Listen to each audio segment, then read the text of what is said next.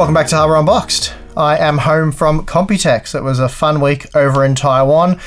Actually, it wasn't too humid, to be honest with you. This year it was rather cool and nice, but certainly warmer than the weather we have here in Victoria at the moment.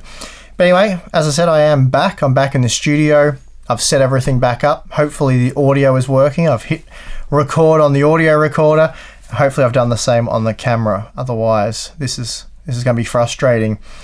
But anyway, I'm not going to get up and check everything because I'm sure I've got it right. I can see the light over there is red for the audio recorder. So we've at least got audio. So if all else fails, this will be the world's weirdest podcast. Anyway, it is an episode of Unboxing Boxes, if you haven't guessed already by the title and the fact that I've got boxes that need unboxing on the desk. But we're going to get into them. I've got a couple of things here. Not a whole lot of stuff really, but I know you guys get a bit upset if I don't do one of these every month or so. It's probably been a month since the last one.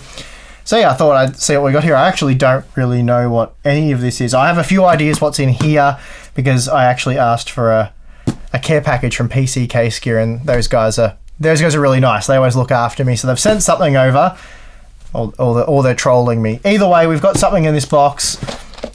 Not really sure what's in this one, but we'll probably start with these little packages, I reckon. Get these little guys out of the way. I've got two little packages here. And yeah, not really sure what we're dealing with here, so we'll just get into it.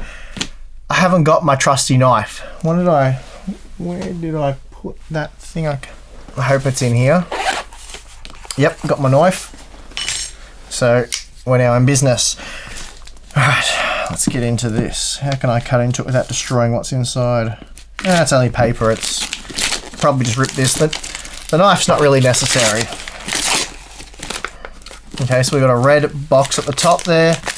Sound Blaster G6. I recognise this thing, or something very similar to this thing. Well, way back when Matt was still making videos, I'm pretty sure he looked at the Sound Blaster X E5. I was going to say G5, but I feel like it was E5. And that was like a... Where are you going? What are you doing? What's this guy up to? I swear he's moving. Is that moving? Anyway, yeah, E5. It's a headphone amplifier thing. It was moving. And this is a high-res gaming DAC and USB sound card with headphone amplifier. So that's kind of cool. I suppose we'll take this out of the box and have a look. I might quickly look up pricing information and stuff like that while I'm cutting to some B-roll that future me is no doubt going to do. So before we get too far into it, for those of you wondering, this little guy here is $150 US or $230 Australian. So pretty pricey little item, but this is basically that. Actually, I checked this out on Unboxing Boxes, the Creative Sound Blaster X AE5. It was a really nice PCIe sound card, got a lot of rave reviews from everyone. And this is kind of like that in a compact portable form that can do a few extra things. And yeah, I'm not the first person to get one of these. They've actually been out for a while now, so I suppose Creative just sent one over to be featured on Unboxing Boxes. But from all the reviews I've read, it has excellent sound quality. It's very easy to set up, and it works with a whole range of devices. So obviously it works with PC, or we wouldn't be looking at it, but it also works with a range of consoles, PS4 namely. It also works on the Xbox One, but from what I've seen, the PS4 setup is easier. I don't know, I'm a complete console noob, I don't use them. Tim sort of knows more about consoles than I do because he actually plays on them. And it works on things like the Nintendo Switch as well. But you can also hook it up to your Android phone. I believe if you do that, it kind of zaps your phone battery a bit. Well, it doesn't work on Apple products, but you know, whatever. But it works on Android devices. So if you want to have some really nice audio quality out of your phone for whatever reason, you can plug it into this guy. For gamers, it has a Scout mode. There's a little button here you can change between a few different modes, but Scout mode's pretty handy. So if you're a PC gamer and your sound card in your laptop or your PC, or your integrated audio rather, is absolutely garbage, then you can use this as a USB sound card, and Scout mode's pretty handy for hearing footsteps and stuff like that. It really amplifies that, so it makes it a lot easier to hear where other players are. So it gives you a bit of an advantage there. and it does have an individual mic input, and then of course your headphone jack. And the cool thing about this for using high quality headphones, your audiophile grade headphones, is that the left and right channels are individually amplified. So yeah, really improves audio quality. Obviously I haven't tested it out yet because I've just taken it out of the box. Speaking of which, what else is in the box? So you get an optical cable, there is a USB cable, so that is micro USB, little bag of do not eat. What else have we got? And then just the instruction manuals and all that sort of stuff. But yeah, I'll give this a bit of a go later on and I'll let you guys know what I think of it. But yeah, pretty cool little device. We really liked the E5, so yeah, I imagine this is just better because it can do more things. Okay, next up, we'll skip that for a moment. I'm not sure what that is. I'm pretty certain this is an ASRock motherboard. I bet you guys are hoping it's an X570 board. It's definitely not going to be an X570 board because those will still be under NDA. But I suspect, given its shape, that it is a motherboard. It could be a graphics card, but yeah, it won't be a graphics card. Okay, the motherboard it's a Gaming 7, Phantom Gaming 7. Z390. It's kind of a thin but large surface area box. So I suppose we'll take a peek inside. It's interesting that we're still getting some refreshed Z390 motherboards this late in the game. I didn't really end up doing all the Z390 VRM thermal testing that I would have liked to because, well, product releases started happening and I got caught up with other stuff, but I still have, I think there's about 4 or 5 boards I have tested. I haven't released that data. So yeah, if you guys are still interested in more Z390 VRM thermal information, let me know. I suppose I can put that video together and I could probably add this board to it as well. So anyway, we'll get this board out and take a bit of a look. I feel like with the recent AMD announcement, I didn't want to talk too much about Zen 2 processors in this video, but I feel like with the recent announcement of that series, most people would be holding off on building any kind of new PC at this point in time. I think we'd be wanting to see what the X570 boards are like, especially since they'll be priced in a similar category to the Z390 boards, and then of course there's all those processors, so I don't know how many of you guys will be keen to buy a 1900K at this point in time. Not saying that the Zen processors will be better than the 1900K, but we just don't know at this point, so yeah, whether you'd just want to wait a month. But anyway, regardless, we have this board. It was sent to me before Computex, but just didn't have time to check it out before then, and obviously I won't have time to test it, so I don't know how much interest there'll be in VRM thermal testing for Z390 motherboards in the future. We already have a bit of data, but like I said, I've tested a few boards and I haven't given you guys that info. Anyway, this particular board, as far as I can tell, it is an 8-phase V-Core VRM, so it takes 4 signals and it doubles them. So yeah, that makes it a genuine 8-phase VRM. It isn't using the highest quality components, though they are technically better than what you'll find on the Taichi, though I believe the total current capacity is about the same. So it's an 8+2 design. It uses the ISL 69138 controller. So again, that's an 8-phase PWM controller. It uses the SIC 634 power stages. They are 50 amp power stages, and then they're doubled using ISL 6617A doublers. So that's pretty much the VRM configuration for this board.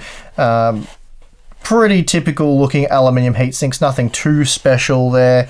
And yeah, it looks like it's a reasonable VRM, but nothing amazing. Like I said, it should be similar to the Taichi, which is certainly quite good, but the board does cost, I think at the moment it's selling for $195 US, and there's no current prices for Australians because, well, it's not selling in the Australian market yet. So yeah, it's going to be around that $200-ish US mark, those sort of boards that we'll be competing with. So that puts it up against the Aorus Elite, and I think that's $175, the Elite board. And I have to say, that board would have a better VRM because it has a 6-phase, well, it's got a 12-phase, but it's 6 phases that are doubled, and it's using higher quality components. So yeah, this doesn't bring anything too new to the table, but yeah, overall a decent board. It's got some nice features. There's 2.5 gigabit Ethernet. all the standard sort of USB stuff you'd expect to find. So yeah, nothing too over the top, but it is a really nice looking board. I do like the new sort of gaming, phantom gaming look. I think the boards look pretty cool. It's got some new sort of RGB lighting features and stuff like that. But yeah, overall, I don't think it's too game changing at this point in time. But yeah, as I said, it's quite interesting that we are seeing some new Z390 motherboards this late, but maybe that's Intel giving motherboard manufacturers, motherboard vendors some incentives to create a bit of excitement around the platform, since everyone's getting pretty excited for Zen 2, so Intel doing what they can. I do like how the I/O shields now are coming pre-installed on a lot of these boards. I'm not sure who started that, whether it was ASUS or Gigabyte. I'm not sure. Anyway, ASRock are doing it now, and yeah, it looks pretty good. But anyway, that's the Z390 Phantom Gaming 7. Alright, we'll get this little package out of the way. It's kind of sticky. Oh, there was a shipping label that I pulled off, so it's probably why it's sticky. What's the best way to open this without destroying what's inside? Looks like we have a Razer product. The Basilisk Essential, I believe that's how it's pronounced. I haven't actually looked at this mouse, but I am aware of it. It's quite a popular mouse, at least the original one was. We'll whip it out and take a look. Quite a neat little box, but then it is just a mouse, I suppose, so there's no need to go too over the top with it.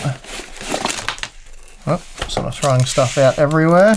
Okay, so it's got a neat braided cable, standard green Razer USB connector on the end, and yeah, it looks quite similar to the original. Nice and light. Yeah, it's certainly very comfortable. Obviously I can't tell you too much about it, but I'm just going to go quickly check a few things out. Okay, well obviously I haven't really plugged it in and done too much with it yet, but I have done a little bit of research so I can give you a bit of an overview, so it's not just a, hey, I've taken it out of the box and here it is, which is kind of what we do in unboxing boxes. And anyway, this is, the essential versions are the cheaper, more affordable versions of the original product. So obviously, to sell something cheaper, some compromises have to be made. In this instance, the 16,000 DPI sensor, that's been downgraded to a 6400 DPI sensor, which for most gamers is fine, but it is quite a significant downgrade all the same. You're also missing the DPI button, the up and down DPI button. So now it's just a single button, which means you have to cycle. So if you go past the step that you want, you have to go through all the steps again. So it's a little less practical. It's kind of annoying if you hit it mid-game, because then you've got to quickly cycle through to where you would like it to be. So up and down is handy there. So you give up that. That's the only button missing though. And then only sort of the logo here is backlit. So the wheel is no longer lit. So yeah, I mean, if you care about lighting on the mouse, I suppose that's a bit of a downgrade there. And apparently on the original version, you can adjust the wheel tension. So it's just fixed on this model, and the interchangeable thumb switches are now, are no longer interchangeable. So there's a few downgrades there, and I guess, well, it depends on how much it costs as to whether or not those downgrades can be justified or not. And in the Australian market, it certainly can't be, because it costs the same amount as the original. I don't know how that works, but yeah, this is, I think it's $80 Australian, and that's how much the original, the non-essentials version costs. So that kind of makes this product really pointless in our market, at least for now. It's meant to be about $10 US cheaper, I think. I couldn't really get any clear info on that. It's $5 cheaper on Newegg and $10 cheaper on Amazon. So that's the biggest pricing discrepancy I could find, was what we saw on Amazon.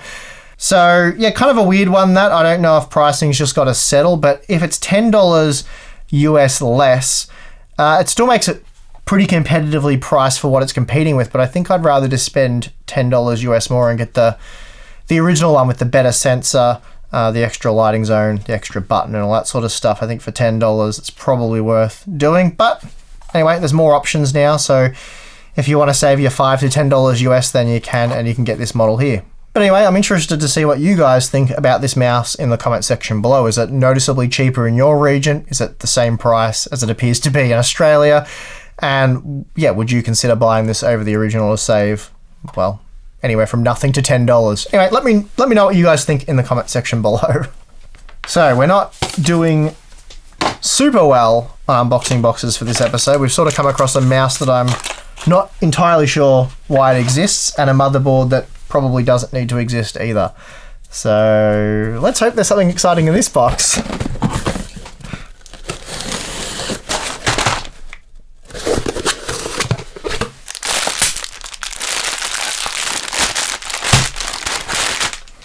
Can't even get the plastic to do anything exciting. Okay, what do we have here? We have some A-data. I'm assuming it's A-data because it looks very A-data-ish. XPG, that's their stuff. Oh, yep, A-data and a tiny font on the back. So, yeah, their branding is not very prominent on this, but whatever. It's their XPG series, and it's their Spectryx D60G DDR4 RGB memory. So that's pretty cool. I haven't seen this stuff before. It looks pretty fancy. Actually, we might have... No, we didn't see this at Computex. I didn't actually head over to the A-data booth. We didn't have time.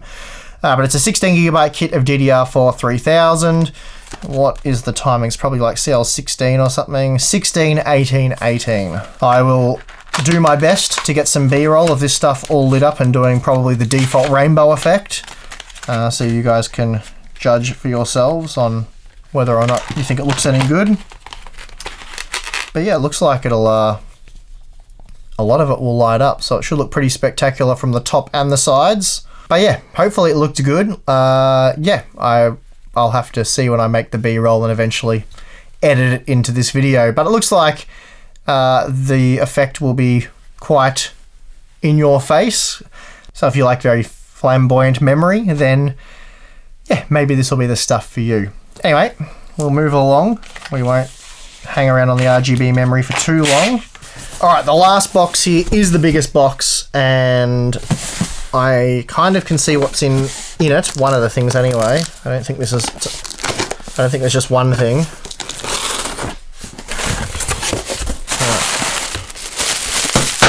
Oh, the PC case gear airbags make a bit more of a bang. All right, enough of that. Okay, that looks interesting. What else have we got in here? That looks interesting.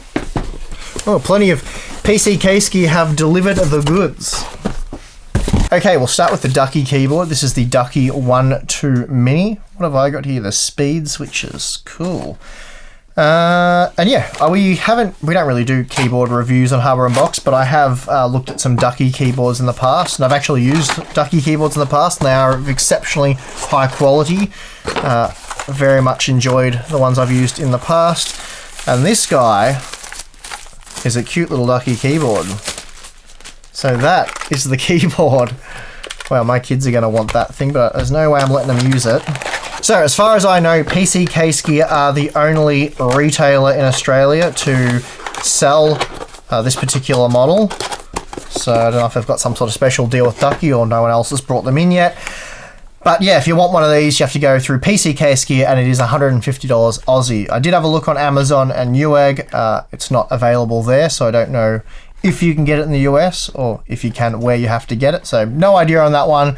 So this particular model comes with the Cherry MX Speed switches. It's actually the Cherry MX RGB, so it's their RGB switches designed specifically for RGB lighting.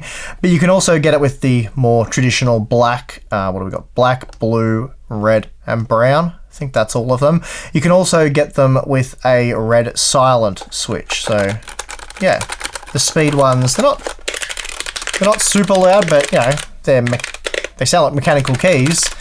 Yeah, it's a really solid feeling little keyboard.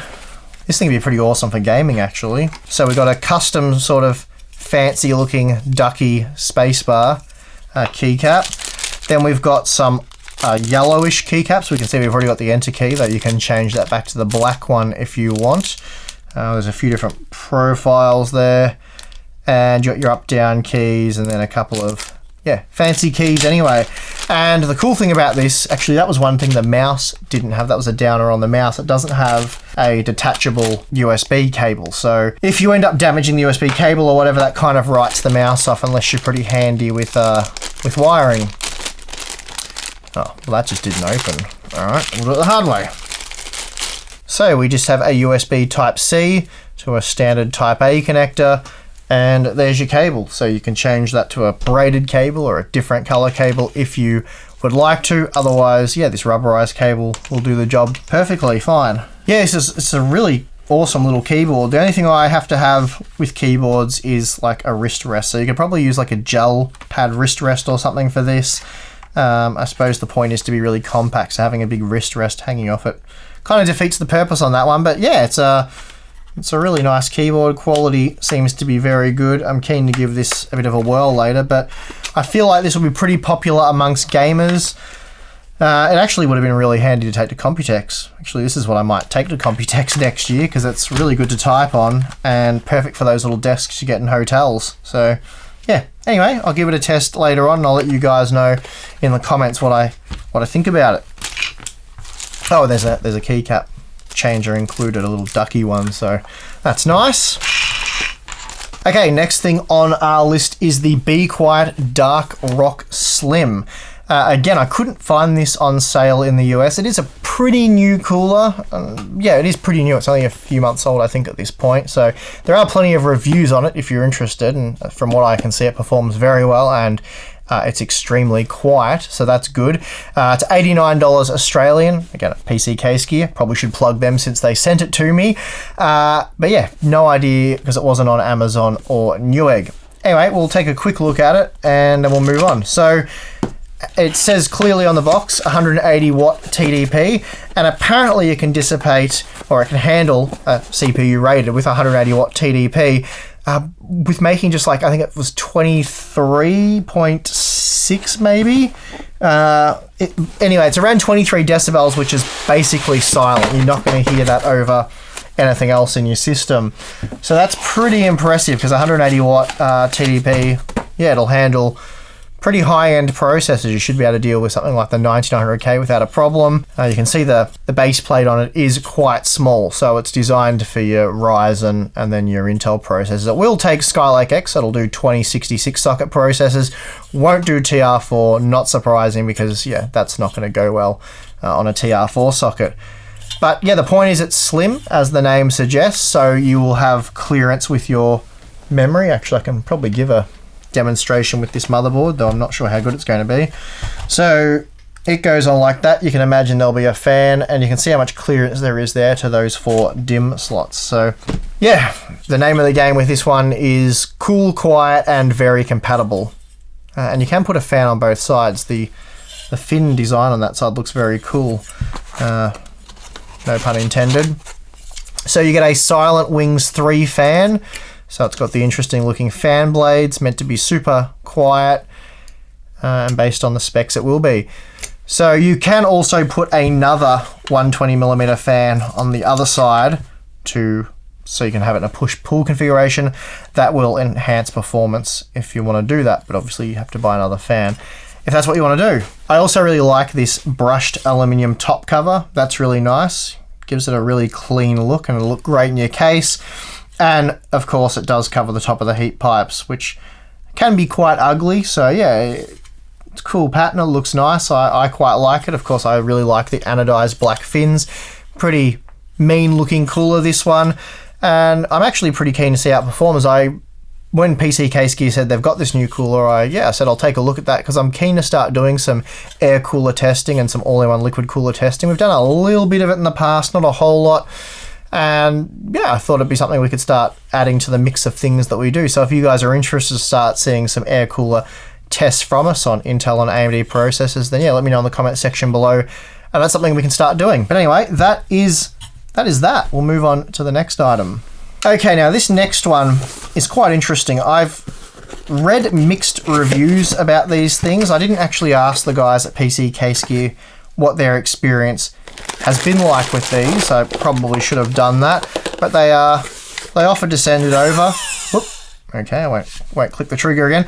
Yeah, they offered to send it over to take a look at for unboxing boxes, and I'm pretty intrigued. So this is the X3 Hurricane. It's it's canless air system. Basically, you can recharge it, I don't know how many times, it's like 400 or something. So that's the battery inside, and when you pull the trigger, it blasts air out. So you can use it to clean your system. It's basically like a compressed air can, but you can use it over and over again. So it'll save you a lot of money and a lot of wasted cans. I suppose I should talk about the price. It is $150 US. So yeah, you'll have to use a lot of cans of compressed air to make your money back. Not a stupid amount. If you're using them fairly regularly, should pay for itself. But it is 240 Australian dollars. So yeah, it's quite pricey for Aussie viewers. You can get a pretty impressive air compressor for $240. And if you're just cleaning out computer cases and whatnot, well, yeah, that'll probably do a better job, to be honest with you. Haven't really read the manual on the fittings, but they're not super easy to attach. Just let me see if I'm doing this wrong. Okay, there's no manual on how to attach the fittings, so it should be pretty self-explanatory, you would have thought. Okay, well, I can get that one on there, but that's pretty close. How much? Okay, it's pretty loud.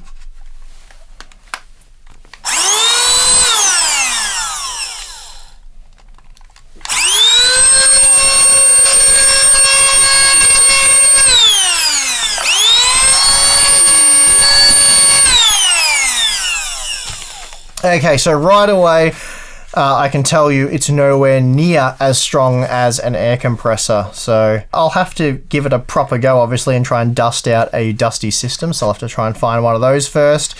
But on initial impressions, it seems pretty weak for $250 Aussie. I have to be honest with you guys, I'd be expecting something much, much more powerful than this thing. A cheap $50 air compressor, like the real cheap nasty ones you get from hardware stores. Don't know how reliable they are. I think I've bought 2 of them over time and I've still got them. They are significantly more impressive in, well, blowing air out of them. So yeah, I'm not sold on this $250, and all it does is it just sort of blows air. That's it. You can't really pump up balls with it. You can't pump up tires as far as I'm aware. You certainly wouldn't need something like this with an air compressor because, well, the air pressure is just so great that, yeah, it blows everything apart. If you're basically needing to scrub something, it's going to need to be much more substantial on one of these. But anyway, yeah, initial impressions, not super impressed. So yeah, like I said, I'll give it a go and see what it's really like. But I would only use it for sort of light stuff. But anyway, like I said, I'll test it out and I'll get back to you guys. But for the money, yeah. What do we got here? So, what is this? Oh, okay. So this looks to be a Datavac. So this is a bit more impressive, I think. So this guy here runs off mains power, so not as portable, but likely to be significantly more powerful. So, although this one isn't cordless, it is significantly better in terms of pricing. You can get it for just $83 US or $170 Australian. $170 Australian, it's still a bit pricey. Like I said, you can get a decent entry-level type air compressor deal, like one of the bigger air compressors. It's obviously not as portable as this, but they're about, well, you can easily get them for $100. So they're $70 cheaper than this. And again, you can blow up balls, tires, run power tools off them if you want to, air tools. All that sort of stuff. So these are really just for pumping out air. We'll see how well this one works. Okay, so right away I can tell you this is miles better than this. Miles better. It's also, I would say it's a lot easier on your ears as well. This thing has a high-pitched squeal to it, kind of like 10,000 laptops trying to render a video, whereas this is just kind of like a vacuum cleaner, a powerful vacuum cleaner. So yeah, and it pumps out significantly more air. This will actually clean out a case quite well. Don't know if it would rival an air compressor. Air compressors are kind of overkill, really, for cleaning out dust. That's what I use anyway, and they are quite good. But yeah, this would definitely get the job done, and it's certainly more portable than an air compressor. Of course, if you've got a hose from your air compressor and it's nearby, then I suppose that's very portable because it's just a hose and you can get in places, whereas this is a bit more bulky and cumbersome to get into places and blow air out of. But yeah, out of these two products, off initial impressions, there's no way I'd be buying this over this. Even if this was half the price, I don't think I'd waste my time with it. Like I said, I'll still give it a go and see what it can do, but yeah, not impressed. This thing looks like it will actually clean your PC out reasonably well and not waste your time, so that's good. But yeah, you sort of have to weigh up what you want. If you just want something that can blow large volumes of air, then sure, this is pretty good at doing that. It certainly seems to be. But if you want something that's a bit more versatile, you can use it for blowing up balls, tires, running any kind of air tools, things like that. Then I'd probably just get yourself an air compressor because it will be cheaper. And yeah, if you have that on your back deck or wherever, it's pretty handy because personally I wouldn't use this inside anyway. You're not going to get a computer and blast all the dust out inside because then you've just moved it from one place to somewhere else inside, so that's not particularly useful. So you'd be taking this outside anyway, so you're going to need somewhere to plug it in, so not massively more convenient than an air compressor. But anyway, I've probably waffled on enough about things that blow air. And yeah, that's my initial impressions on these. I don't mind this one. I think this one is somewhat useful. And of course it comes with your static wristband, so you static discharge, so you won't damage any components on your PCs and whatnot. You don't get that with an air compressor, at least not typically. But yeah, this isn't a wireless wristband, so yeah, anyway. That brings us to the end of this episode of Unboxing Boxes. Wasn't the most exciting episode we've ever done, but yeah, hopefully if you were looking at getting either one of these, hopefully that helped. Avoid that one, get this one, or look at an air compressor if you need to do other things with it. If you want any more details on my thoughts on that kind of stuff, yeah, happy to answer them in the comment section below. Let me know if you want to see us start doing a lot of in-depth testing on air coolers and liquid coolers, because we can do that. Let me know if you want to see all that extra Z390 VRM stuff. I can throw a video together. They're a bit time consuming to put together, but I can do that. Like I said, I've done a lot of the testing, but yeah, they're still a bit time consuming to put together. Keen to play with the Ducky. That looks like an awesome little keyboard. I've got to make sure my kids don't take that one because yeah, they'd love that. And yeah, that's going to do it for this one. I have some awesome benchmarks coming up, so don't worry. I have been very, very, very busy benchmarking. So I think in about 2 days from now, there'll be some evidence of that. I've got a really, really cool video planned, and there'll just be the usual content from us, and then we'll be getting into all the new products. But anyway,